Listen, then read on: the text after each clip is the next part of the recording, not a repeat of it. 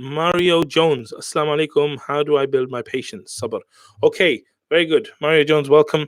So it's interesting because I was thinking about patience. The strange thing about patience is to have patience, you have to have patience. Okay, so this is strange. Allah says in the Quran, "Wasta'inu bis-sabri was-salah." So Allah says in the Quran that basically seek help and assistance and patience in salah. So one of the ways to become patient is through salah. So definitely I would say salah is one of the things. Another thing I would say for sabr is the bigger picture. Okay, so let me give you an example of sabr, right? When it comes to sabr, what is sabr? Sabr is like kind of holding yourself back, restricting yourself. Okay, so imagine that right now you feel like, I don't know, you feel like doing something haram, right?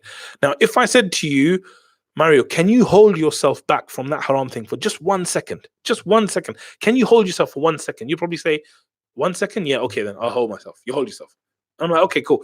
Can you hold yourself for 2 seconds? And you're like, okay, then 2 seconds. 1, 2, right? What if I said a minute? You're like, yeah, but I'm definitely going to get it after a minute. I'm like, yeah, you will. And I'm like, okay, I can hold myself a minute. So what you'll find is you can hold yourself for a second, 2 seconds. You can hold yourself a minute. Life is nothing but a collection of moments, right? So the truth is, if you can hold yourself for a minute, you can hold yourself for an hour. If you can hold yourself for an hour, you can hold yourself for 12 hours. And this is exactly what happens when it comes to fasting.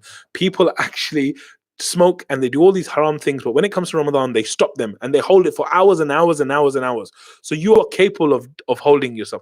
You have more sabr than you know, but you choose not to apply it. And it's not just you, there's everyone watching and me, that there's instances where we have the sabr, we choose to disregard it and we choose not to do it. So a lot of this is about the mindset, knowing, look, if I can stay without food and marital relations and water and everything else for 20 hours, can I not hold myself back for this 2-3 minutes? And the truth is, with a lot of these things to do with sabr, if you hold yourself back for 2, 3, 4 minutes, suddenly the urge passes, right? Or it lessens.